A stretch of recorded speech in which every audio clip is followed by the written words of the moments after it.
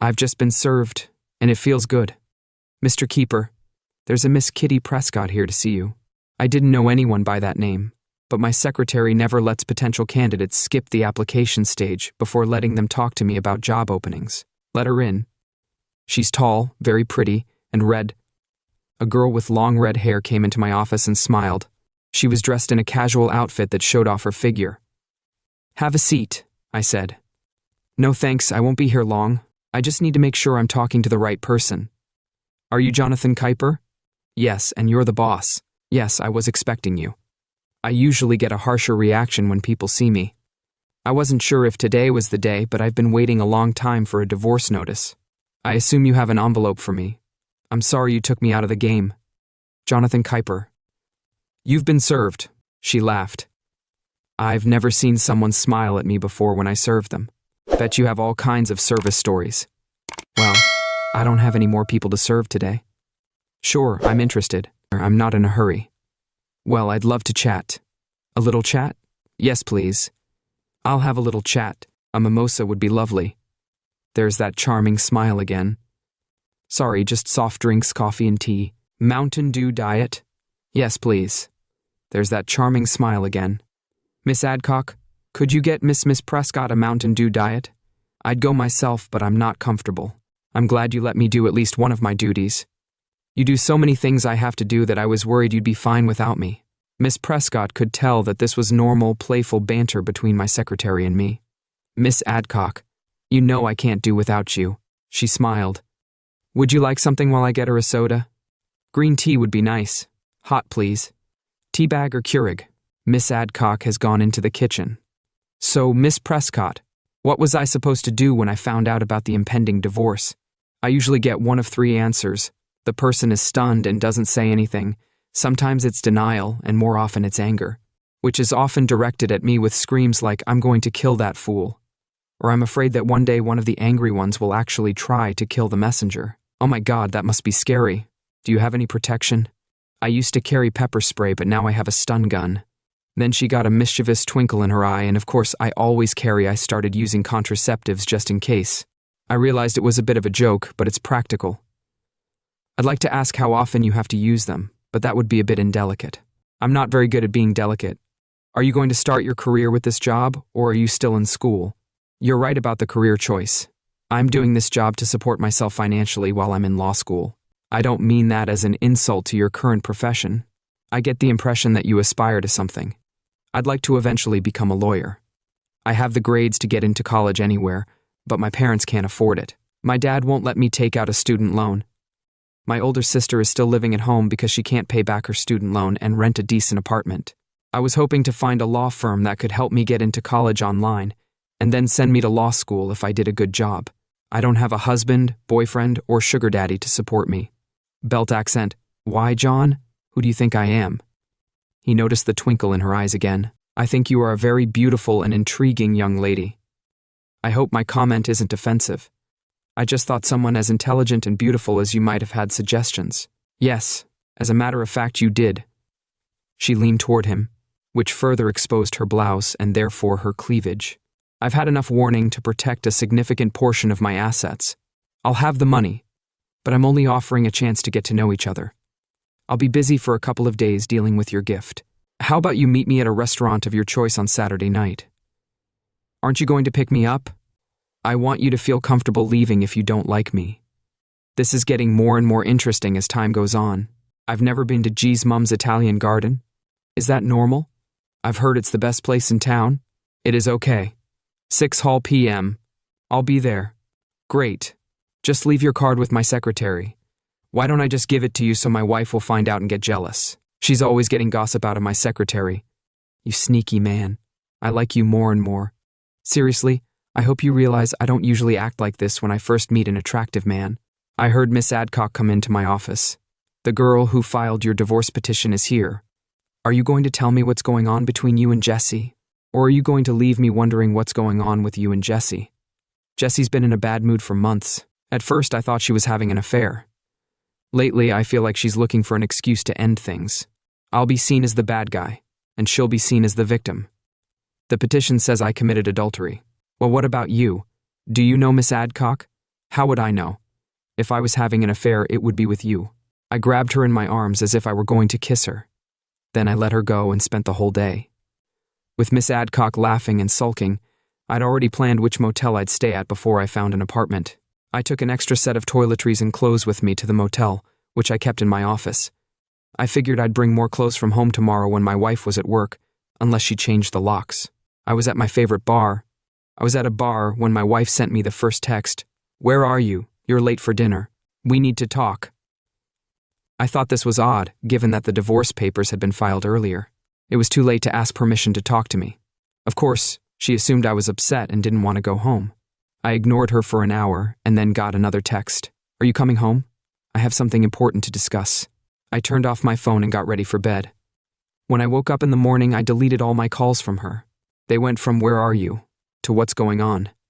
I had arranged at work to go on a month's vacation right after my attorney filed a counterpetition for divorce requiring a normal I'd like an equal division.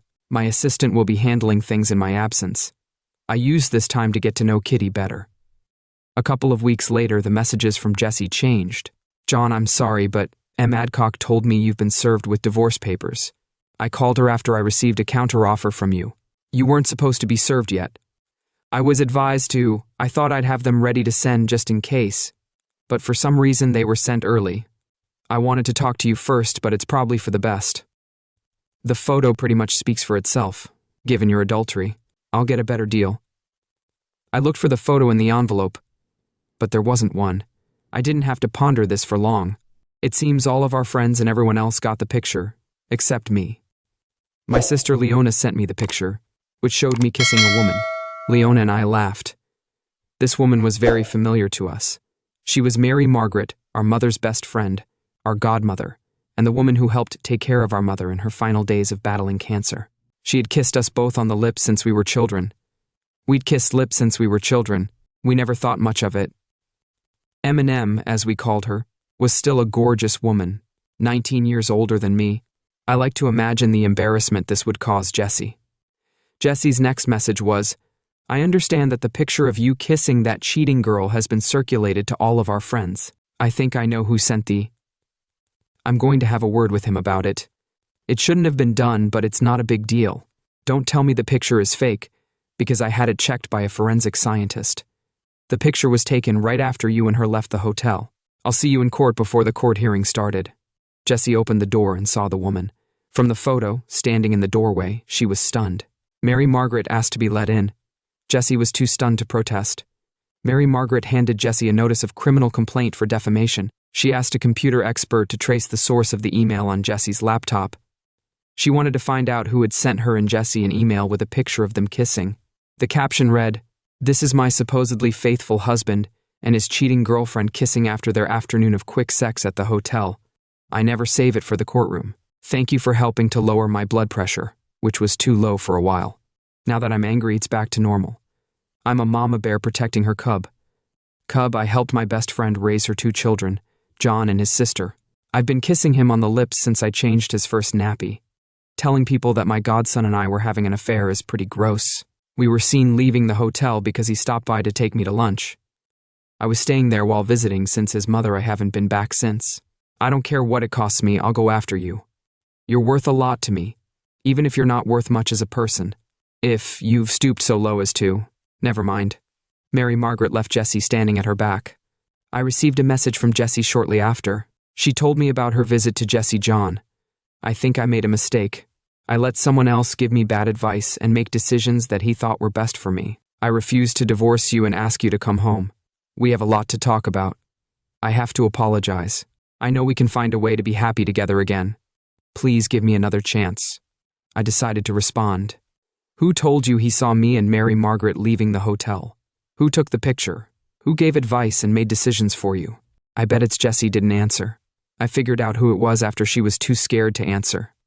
I filled in the blank. I already know the culprit is Blake. He's been stalking you for a while now, even though you deny it. I also assume he got what he was looking for. That's what he tells everyone at the Sportsman's Grill anyway. I'm not stopping my divorce petition. I think a 50-50th split is fair. I'm sure Blake will be interested in you, but his wife may not be as receptive. She didn't seem happy when I scrolled through the tape of Blake. He was bragging about how he won you over. I'll see you in court. There were a lot of requests to stop the divorce and forgive her for days. I didn't respond to anything. I hoped she had finally given up. The hearing came, and her attorney made it clear that Jessie felt cheated, and therefore not responsible for the actions of her stalker. She wanted counseling to restore her happy marriage. My attorney wanted to object, but I interrupted him. Jessie, I would be interested if you would answer me one question during the polygraph test. Did you and Blake have sex before or after you filed for divorce? You could tell from her face that something was up. I told him I never wanted to see him again. He's no longer a threat to our marriage, but it doesn't matter. No amount of counseling will undo your betrayal, but he deceived me. You let yourself be deceived. A wife who loved me would have asked about the picture first instead of automatically believing a man you've known for years is trying to win you over. Jessie just sat there and cried. Finally, she instructed her attorney to agree to. At that moment, Kitty walked in and apologized for being late, then sat down next to me. Who's that? Jessie asked. This is my girlfriend, Kitty Prescott. We have you to thank for bringing us together. I've never met her in my life. She's the one who gave me your divorce petition. If it had been any other time, someone else would have delivered the petition. It was fate. We got along and found we enjoyed each other's company, but she's just a girl. She never conveyed an open invitation to sarcasm. I said I'm pretty sure. She is, but I haven't found out if all the papers have been signed, Kitty said. You'll find out soon enough, Jessie replied. We're not telling you anything, Kitty said. It's none of your business, Jessie said. You threw it away, Kitty said. I picked it up, Jessie said. He has this weird idea of morality that a married person shouldn't have sex with anyone but their spouse until they're divorced, Kitty said. I don't think you've ever heard of that, Kitty said. Turning to me, Kitty asked. Where would it be? Jessie asked. Hawaii or Costa Rica, Kitty said. Rika, why did you choose to go to Hawaii for a week and then Costa Rica for another week? Jessie suddenly blurted out. I wouldn't have cheated on him if he hadn't. She realized her mistake before she could finish her sentence and started crying again. We sold the house and split the profits. Jessie had enough money to start over in a new apartment near her office. Blake was fired after I told their boss the story. Jessie was allowed to stay on the job since I was able to convince him that Blake had lied and seduced her. I reduced the child support I had to pay. Blake's wife kept him on a short leash. I was very close to buying her a rooster cage. It was several months before we happened to see Jessie. Kitty and I were shopping at the mall. She recognized us, smiled, and was about to wave when she suddenly ran away crying. I wonder what happened to her. Kitty asked, I don't know. Let's hurry up and finish shopping for new maternity clothes. The ones we have don't fit anymore. Our son is going to be huge. The end. Subscribe to my channel. Thank you.